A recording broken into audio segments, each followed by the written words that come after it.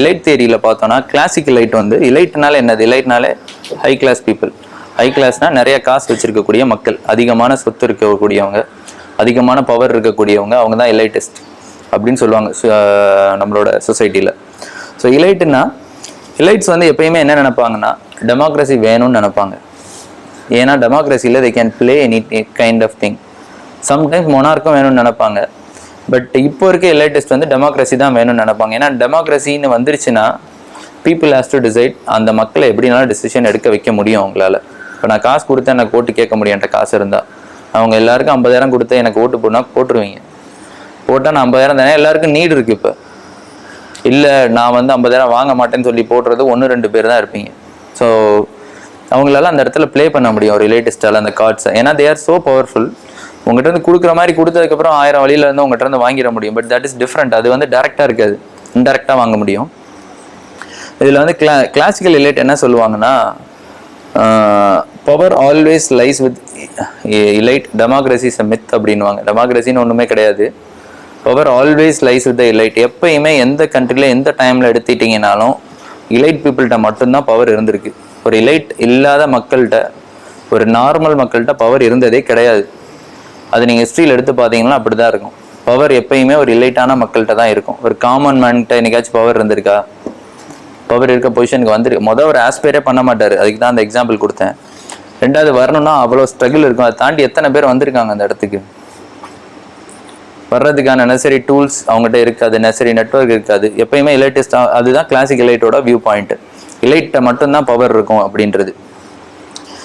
Modern elite வந்து என்ன சொல்லுவாங்கன்னா அடுத்து வந்தவங்க அப்படி கிடையாது. People will decide, but people will decide which elite will rule அப்படின்வாங்க. அதாவது மக்களுக்கு வந்து ஆப்ஷன் வந்து இந்த இலைட் ரூல் பண்ணணுமா இல்லை அந்த இலைட் பீப்புள் ரூல் பண்ணணுமான்னு தான் இருக்குமே தவிர இலைட்டா இல்லை மற்றவங்களான்னு இருக்காது. எந்த பவர்ஃபுல் ஃபேமிலி உங்களை ரூல் பண்ணுன்ற டெசிஷன் தான் உங்களால் எடுக்க முடியும் அப்படின்றது மாடர்ன் இலைட்ஸோட தாட். அது ரொம்பவுமே உண்மைதான். இப்போ நீங்கள் பார்த்தீங்கன்னா ஒரு கிளாசிக் எக்ஸாம்பிள், இப்போ நம்ம கவர்னர் இதுக்கு இருக்காங்கல்ல பாண்டிச்சேரியில், தமிழிசை, அவங்க வந்து பிஜேபியில் இப்போ வெரி ப்ராமினன்ட் பர்சன். அவங்க அப்பா காங்கிரஸில் வெரி ப்ராமினன்ட் பர்சன். கரெக்டாக? மக்கள் காங்கிரஸாக பிஜேபியான்னு அடிச்சுக்கிறாங்க. ஒரு அப்பாவும் பொண்ணும் ஒரு கட்சியில் பவர்ஃபுல் பொசிஷனில் இருக்காங்க. இப்போ காங்கிரஸ் ரூல் பண்ணாலும் பிஜேபி ரூல் பண்ணாலும் தேர் ஃபேமிலி வில் ரூல். கரெக்டாக? ஸோ இதுதான் மாடர்ன் இலைட்டோட தாட். டசன்ட் மேட்டர் மக்களால் என்ன சூஸ் பண்ண முடியும், எந்த இலைட்டுன்னு தான் சூஸ் பண்ண முடியுமே தவிர இலைட்டா மற்றவனான்னு யூஸ் பண்ண முடியாது. யார் வந்தாலும் their family will have all the access. அவங்களால எல்லா அக்சஸும் இருக்கும். காங்கிரஸ் ரூல் பண்ணாலும் பிஜேபி ரூல் பண்ணாலும். ஏன்னா anyways they both are in their powerful position. அவங்களுக்கு தேவையானது நடக்கும், அவங்க குழந்தைங்களுக்கு தேவையான நடக்கும், அவங்க பேரன் பேத்தி என்ன வேணுமோ எல்லாமே நடக்கும் அவங்களுக்கு. Because they put their family in such a place. இப்போ இது சரி தப்புன்னு அனலைஸ் பண்ணலை இந்த இடத்துல. But everyone should try to put their family in that position. இப்போ நீங்களும் இப்போ ஒரு சிஸ்டம் மாற்றணும்னா கீழேருந்து கத்துனா இட் இஸ் நாய்ஸ், மேலேருந்து பேசுனா it is voice. It's a powerful voice. So படத்தில் வர டைலாக் மாதிரி இருக்குல்ல.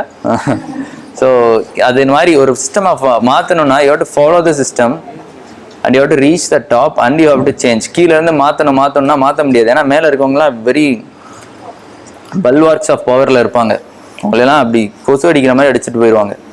ஸோ மாற்றணும்னா அந்த லெவல் போனால் தான் மாற்ற முடியும். ஸோ ஒரு பவர்ஃபுல்லாக இப்போ உங்களோட தாட் எப்படி இருக்குன்னா சிஸ்டம் மாற்றினா first you have to become powerful, your family has to become powerful.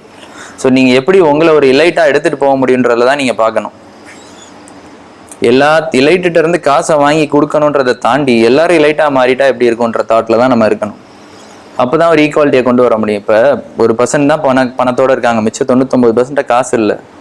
இப்போ இந்த 1% பார் இன்க்ரீஸ் பண்ண தான் பார்க்கணுமே தவிர அந்த 1% குறைக்க பார்க்கக்கூடாது. ஸோ அப்போ இன்னும் கொஞ்சம் பேர் உள்ளே போக போக அந்த பார் பெருசாகிட்டே வரும். இங்கே இருக்க எல்லாத்துக்கிட்டையும் காசு வந்து இப்போ திரும்ப அகெயின் ஒரு 1% கான்சன்ட்ரேட்டாக மாறி இருக்கும். ஆனால் அட்லீஸ்ட் இப்போ ஓவரால் பார்த்தோன்னா ஆவரேஜாக எல்லாட்டையும் இருக்க மணி இன்க்ரீஸ் ஆகிருக்கும். திரும்ப அந்த பார் எக்ஸ்பேண்ட் ஆகும். இந்த மாதிரி தான் சுற்றி தான் ஒரு சொசைட்டி ரிஃபைன் ஆக முடியும். ஸோ இலைட்டிஸ் தியரியில் இதுதான் மாடர்ன் இலைட். ஸோ இப்போ வந்து நீங்கள் ஸ்ட்ரைவ் பண்ணுறது உங்களை எப்படி அந்த ஒரு பொசிஷனில் போட்டுக்கலான்னு தான் பார்க்கணும். இப்போ ரீசெண்டாக நடந்த ஸ்டேட் எலெக்ஷனில் கூட அண்ணன் வந்து திமுகவில் நின்னாரு, டிஸ்ட்ரிக்ட் மறந்துட்டேன் நான். தம்பி வந்து ஏடிஎம்கேல நிற்கிறாரு. 2 பேருக்குள்ள தான் போட்டி, 2 பேருமே நிற்கிறாங்க அந்த எம்எல்ஏவா அந்த இடத்துல. யார் ஜெயிச்சா என்ன அவங்க ஃபேமிலிக்கு? மக்கள் கீழே இருக்கவங்க திமுகவா அதிமுக அடிச்சிருக்கலாமே தவிர. ஆனால் if you see from the political science perspective பாருங்கள் எந்த லெவலுக்கு இந்த மாடர்ன் இலைட்டிஸ்டோட தியரி எவ்வளோ கரெக்டாக இருக்குது பாருங்கள். மக்கள் நினைப்பாங்க நான் இவரை சூஸ் பண்ணுறேன் அவரை சூஸ் பண்ணி, யாரையும் சூஸ் பண்ணல, ஒரே குடும்பத்தை தான் சூஸ் பண்ணுறாரு. பேருக்கு நீ ஓட்டு போடுற, அவ்வளோதான். நீ ஓட்டு போட்டாலும் போடலனாலும் யாருக்கு போட்டாலும் அவங்க ஃபேமிலி தான் உன்னை ரூல் பண்ண போகுது. அதனால தான் கிளாசிக் டிலைட்ஸ் வந்து சரி அவங்க வந்து டெமோக்ரஸி மெத்துனுவாங்க. மாடர்ன் இலைட் வந்து விச் இலைட் ரூல்ஸ்ன்றதான் நீ சூஸ் பண்ணுவீங்க அப்படின்னு சொல்லுவாங்க. ஸோ இந்த இடத்துல நம்ம கீழே இருந்துட்டு ரொம்ப லேமேன் பெர்ஸ்பெக்டிவ்ல இந்த ஐடியாலஜி அந்த ஐடியாலஜி அடிச்சுக்கிறதுலாம் it's entirely wrong. As a student of political science நீங்கள் how you can improve your செல்ஃப்ன்றதான் ஃபஸ்ட்டு நீங்கள் பார்க்கணும். நீங்கள் எப்படி உங்களை அந்த பவர்ஃபுல் பொசிஷனுக்கு எடுத்துகிட்டு போக முடியும்னு பார்க்கணும். இப்போ மட்டமான ஒருத்தர் பவர்ஃபுல் பொசிஷனில் இருக்கிறதுக்கும் இப்போ எல்லாம் தெரிஞ்சு இப்போ நீங்கள் அந்த பொசிஷனில் இருக்கிறதுக்கும் டிஃப்ரென்ஸ் இருக்குது. ரொம்ப சீப்பான விஷயங்கள் அட்லீஸ்ட் பண்ணாமல் இருப்பீங்க. கரெக்டா? அதில் மாடர்ன் எலைட் முடிஞ்சோன்னா ரேடிக்கல் எலைட் வருவாங்க. ரேடிக்கல் எலெக்ட் என்ன சொல்லுவாங்கன்னா, ரேடிக்கல் எலைட்டு எலெக்ஷன் அதெல்லாம் வைக்கிறலாம் அவங்களும் அதே தான் சொல்லுவாங்க. எல்லாம் கண் துடைப்பு அப்படின்வாங்க. அவங்க என்ன சொல்லுவாங்கன்னா எல்லாமே depends on military industrial complex அப்படின்வாங்க. ஸோ டிஃபென்ஸ் டீல்லாம் பார்த்தீங்கன்னா பெரிய பெரிய அமௌண்ட்டில் இருக்கும். இப்போ ஐ திங்க் S-400லாம் 4000 கோடி அவ்வளோ வந்துச்சு. அதெல்லாம் நீங்கள் எதுவும் ஆர்டிஐ போட்டு கூட கேட்க முடியாது. எல்லாமே நேஷனல் செக்யூரிட்டி, வெளியே கூட வராது. ஏன் வந்துச்சு, எதுக்கு வந்துச்சுன்னா. அது டெவலப் கண்ட்ரியில் பார்த்தீங்கன்னா இன்னும் ரொம்ப டைஅப்டாக இருக்கும். அயன்மேன் படம் பார்த்தீங்களா எல்லாரும்? அதில் பார்த்தீங்கன்னா அவர் வந்து பார்க்கலையா இன்னும்? ஓகே. அயன்மேன் அது ஒரு சூப்பர் ஹீரோ மூவி. அதுலேயே அவர் வந்து டிஃபென்ஸ் மேனுஃபேக்சரிங்கில் தான் இருப்பார். அதனால தான் எல்பி அந்த ஊர்லேயே பெரிய பணக்காரன் அவருக்கு காரணம் டிஃபென்ஸ் மேனுஃபேக்சரிங்கில் இருப்பார். வேர்ல்டு ஃபுல்லாக எக்ஸ்போர்ட் பண்ணுவாங்க. டிஃபென்ஸ் மேனுஃபேக்சரிங் அவ்வளோ காசு இருக்குது. ப்ளஸ் அதே மாதிரி இண்டஸ்ட்ரியல் காம்ப்ளெக்ஸ்லேயும் காசு இருக்குது. ஸோ இதில் இருக்கவங்க தான் டிசைட் பண்ணுவாங்க யார் வரணும். அவங்களுக்கு தேவையான ரூலராக அவங்களால வச்சுக்க முடியுன்றதை தான் அவங்க சொல்லுவாங்க. ஸோ ஒரு இண்டஸ்ட்ரி என்ன நினைக்குதோ அதுக்கான பர்சனை தான் அவங்க வச்சுருப்பாங்க லீடரா. மற்றவங்கள அவங்களால வச்சுக்க முடியாது. மற்றவங்களா இவங்களே த்ரோ பண்ணி, ஏன்னா அவங்ககிட்ட காசு இருக்குது, நினச்சவங்கள அவங்களால கொண்டு வர முடியும் அப்படின்றத காட்டுவாங்க. ஒரு இண்டஸ்ட்ரியில் யார் பவர்ஃபுல்லாக இருக்காங்களோ, இப்போ நம்ம ஊரில் பார்த்தோன்னா இப்போ அதானி, அம்பானி இந்த மாதிரிலாம் லிஸ்ட் இருக்காங்க. இப்போ இவங்க நினச்சா ஒரு லீடரை கொண்டு வர முடியும், எடுக்கவும் முடியும். ஏன்னா அவங்ககிட்ட அவ்வளோ காசு இருக்குது. இதுதான் இவங்களோட ரேடிக்கல் எலைட்டோட வியூ. ஸ்டேட் எப்படி வியூ பண்ணுறாங்கன்னா, இந்த மாதிரி industrial complex, military industrial complex இருக்கவங்க நினைக்கிற விஷயம் தான் ஸ்டேட்டாக அமையுது அப்படின்னு ரேடிக்கல் எலைட் வந்து வியூ பண்ணுறாங்க.